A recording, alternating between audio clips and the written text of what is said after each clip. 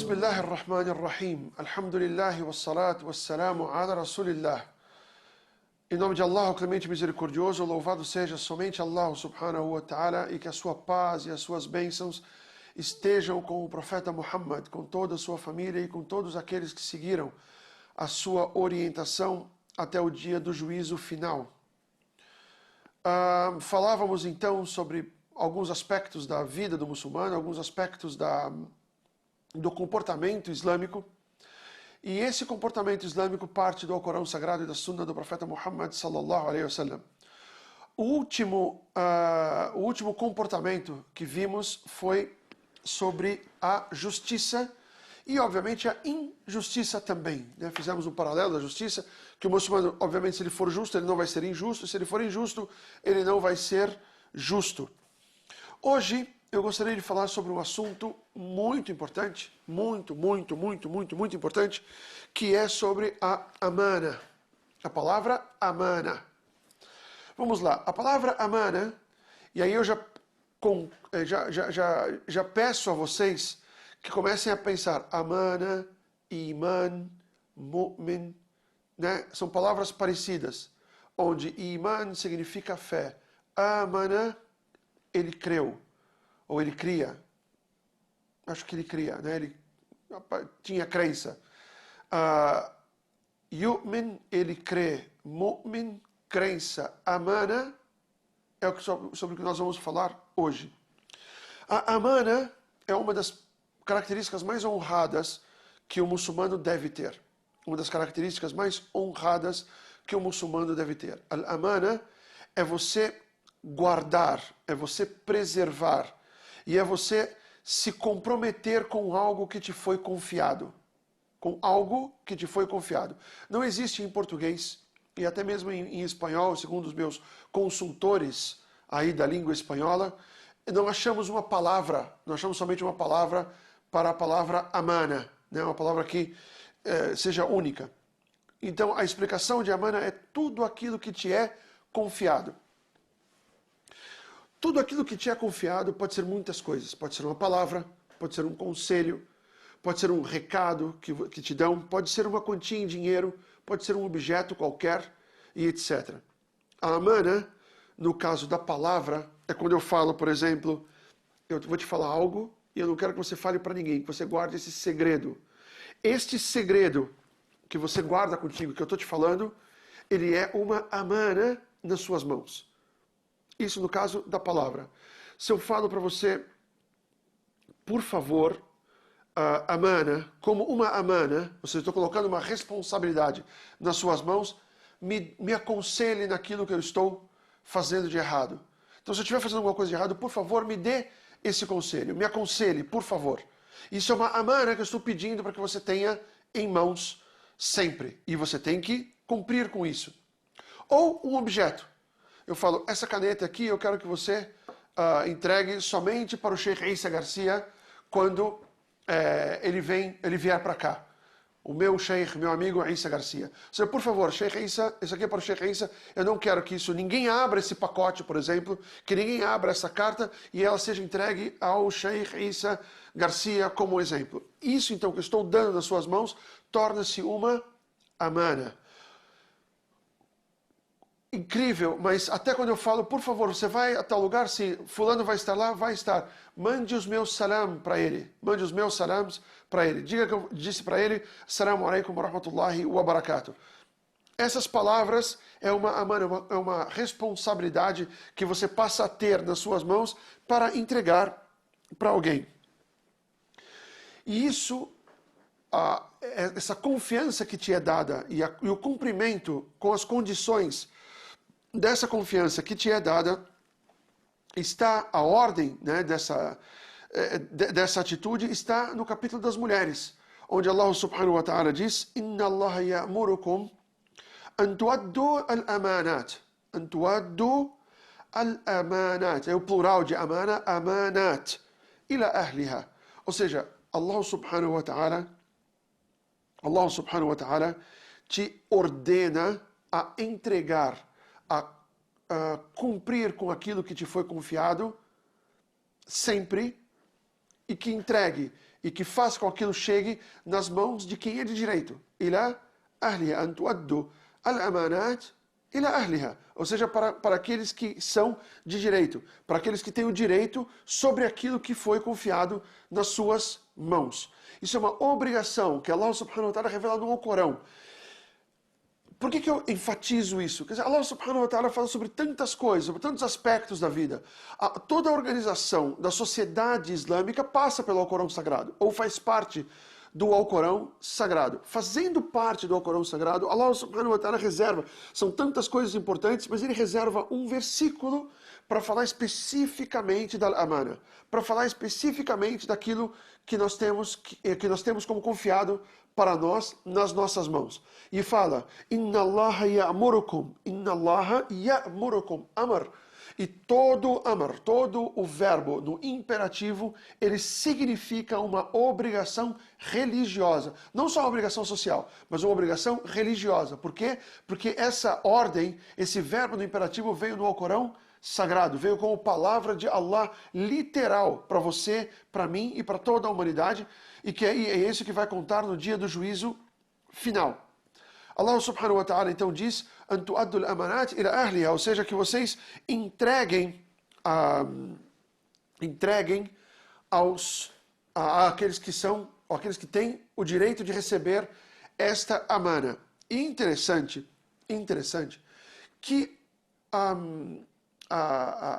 amana não é uma característica somente do Islã, não é uma característica somente dos muçulmanos, mas é uma característica dos profetas. E aí eu lembro que o profeta Muhammad, sallallahu alaihi wasallam, antes dele ser enviado como profeta, antes dos 40 anos de idade, ele era conhecido como o quê? Como era o nome do profeta Muhammad, sallallahu alaihi wasallam?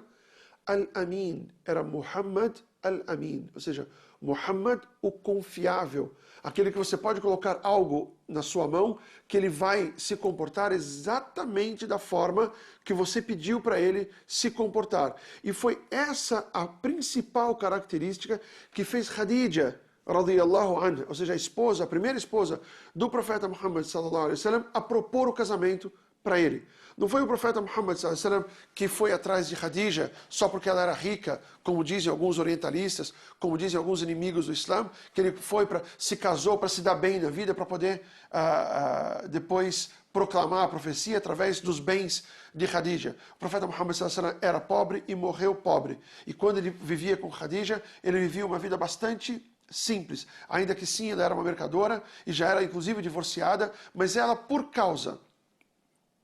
conta da característica al-amin, ou seja, da característica de ser o confiável, que o profeta Muhammad sallallahu alaihi wasallam tinha, a partir dessa característica, foi que ela pediu para que ele primeiramente fosse o responsável por algumas caravanas que ela enviava ao Sham, ou seja, onde hoje é a Síria, que ela proteja o seu povo, que ela proteja as crianças da Síria, que ela proteja as mulheres da Síria, que Allah subhanahu wa ta'ala proteja os homens de mais idade da Síria, e que Allah subhanahu wa ta'ala proteja os muçulmanos e o Islã da Síria, que agora sofre com a injustiça deste governo injusto que caiu sobre nós, e que proteja do Irã e do Hezbollah, que agora luta contra o Islã e contra os muçulmanos na Síria. Khadija, então, ela pede ao profeta Muhammad sallallahu alaihi wasallam que vá contrata os serviços do profeta Muhammad sallallahu alaihi wasallam, contrata os serviços do até então Muhammad al-Amin, Muhammad filho de Abdullah al-Amin, para que fosse até a Síria com os seus bens, para que fizesse negócios com os seus bens na Síria. Por que ela escolheu isso? Porque ele era conhecido por Al-Amin. E quando ele esteve na Síria, que ele praticou o comércio, que ele foi um comerciante na Síria, as pessoas à volta dele percebeu que ele era uma pessoa de extrema confiança, e por ser de extrema confiança, quando ele voltou, Khadija então o propõe em casamento. Ou seja, Allah subhanahu wa ta'ala preservou até mesmo as características do profeta Muhammad sallallahu alaihi wasallam, que eram as mesmas dos antigos profetas.